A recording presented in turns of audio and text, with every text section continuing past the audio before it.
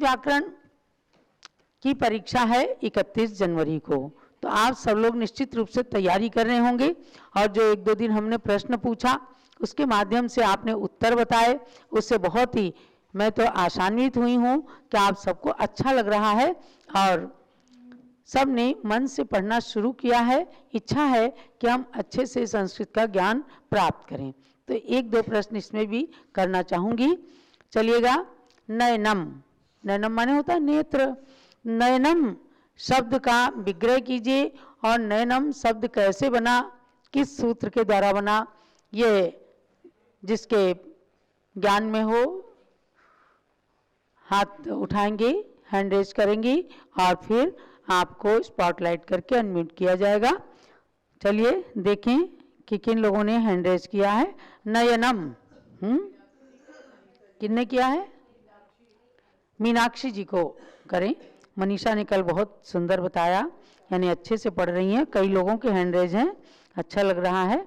चलिए मीनाक्षी जी आप बताइए, ये मांडवी से है ना शायद? हाँ मांडवी से बोल रही है, मांडवी से। बहुत सारे विधान भी जो घोषित किए गए उनको किया है। नयनम शब्द का पहले विग्रह कीजिए और उसके बाद बताइए किस सूत्र से ये सिद्ध हुआ है।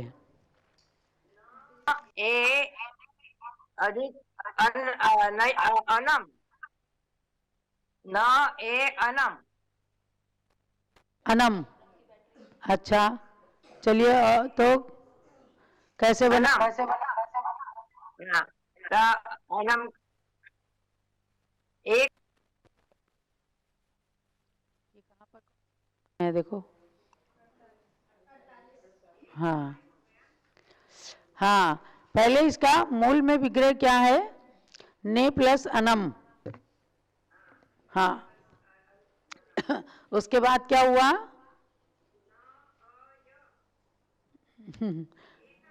यह होगा यह कौन से सूत्र से? यह होगा ए सूत्र है 48 नंबर, 48 नंबर का सूत्र है ए। फिर क्या हुआ? यह होगा उसके बाद ना और अनम। हाँ, ने प्लस अनम, नयनम।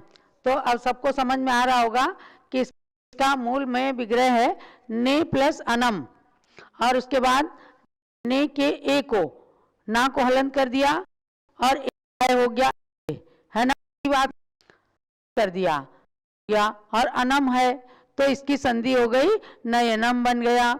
48 नंबर के सूत्र पर ध्यान दीजिएगा और उसके ऊपर इसका विग्रह है ने प्लस अनम, चे प्लस अनम, तो ए सूत्र से नयनम और बन गया। चलिए प्रश्न करती हूँ। बहुत अच्छा लगा कि आप बराबर अभ्यास भी कर रहे हैं और उत्तर देने की इच्छा भी है। तो आप बताइएगा कि गो प्लस अश्व, इसका संधि करके क्या करते हैं, क्या बना? गो प्लस अश्व कौन से सूत्र से?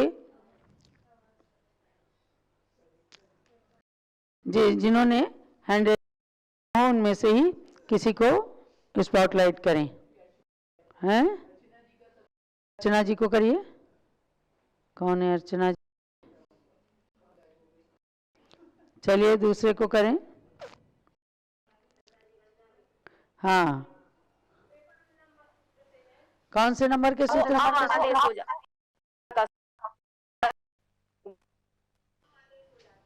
अच्छा, इसमें क्या हुआ? उसकी 92 नंबर के सूत्र से ज्यों की तो प्रकृति रहेगी।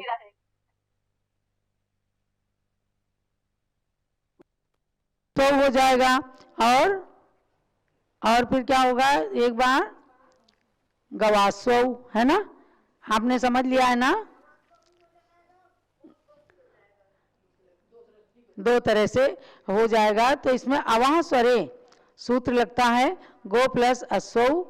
तो एक बार गोर इति वा प्रकृति से ज्यों का त्यों रह जाता है गोस्वौ, और एक बार अवाह स्वरे से ओ को अव होता है और आ और आ मिलकर के संधि हो गवास्व बन गया। बहुत अच्छा, सब लोग जरा क्लैपिंग करें, ताली बजाएं।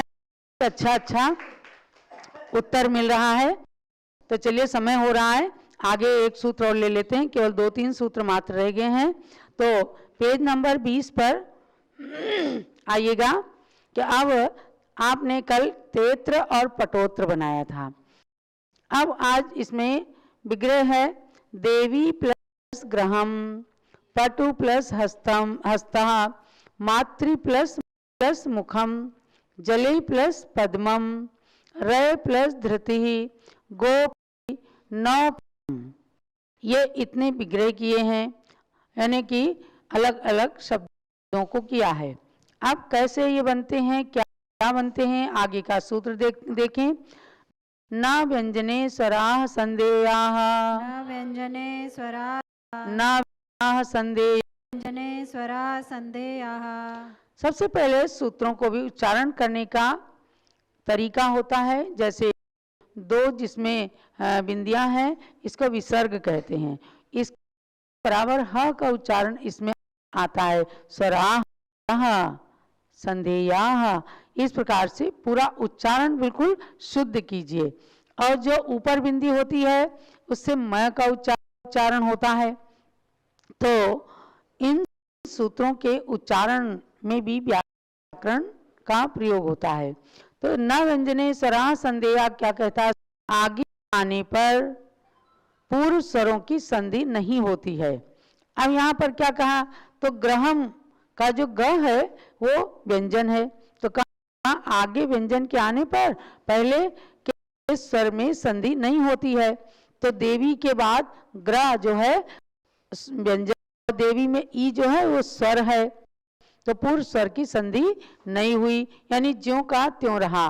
देवी ग्रहम, पटुहस्ता, इसमें भी हा जो है वो व्यंजन है और पटु में उ स्वर है, तो इसकी संधि नहीं हुई। मातृ प्लस मुखम, वो और मातृ में री जो है स्वर है, तो मातृ मुखम इसकी संधि नहीं हुई, ज्यों की त्यों रहे। जले पद्मम, इसमें भी जल में ए स्वर है और पद्मम कपा व्यंजन है, तो जले पद्मम ऐसा का ऐसा। रई धा ये व्यंजन है, रई में ए स्वर है, तो ज्यों के त्यों रहे ये सब। गो गति, गा में ओ स्वर है, आगे गति का गा व्यंजन है, तो ये ऐसे का ऐसा रहा। नौ से औ, नौ में औ स्वर है और यानम का या व्यंजन है, तो आगे व्यंजन के आने पर पूर्व के स्वरों की संधि नहीं होती है, तो ज्यों की त्यों इस प्रकार के ये शब्द रहे। ना व्यंजने स्वरा, ये नियम है। तो नियम लगने से इनकी संधि नहीं हो पाई, तो ये भी एक संधि प्रकरण के अंदर कहा गया कि किसकी संधि होती है और किसकी संधि नहीं होती है। तो इनकी संधि नहीं हुई, तो इसलिए इनको भी नहीं लिया है कि इसलिए देवी ग्रहम पटुहस्ता आदि ही रहे। अब आगे आता है पितृ प्लस यम, भ्रातृ प्लस यम, इनको आगे कैसे संधि करते हैं ये आएगा। तो दो ही सूत्र हैं, 1-2 दिन के अंदर इन को रिवीजन करना है। अब आप एक प्रश्न और बताइएगा कि घोष संज्ञा किनकी है, यानी अक्षर घोषवान कहलाते हैं।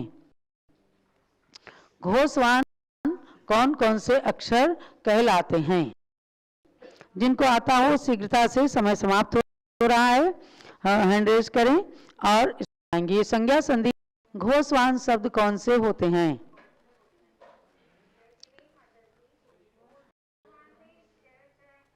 अब जो व्यंजन होते हैं उनके शुरू के अक्षर वो घोषवान नहीं होते और बाकी के जो अक्षर हैं वो घोषवान। ये दो हैं व्यंजन, 33 व्यंजन में से वो घोषवान नहीं कहलाते।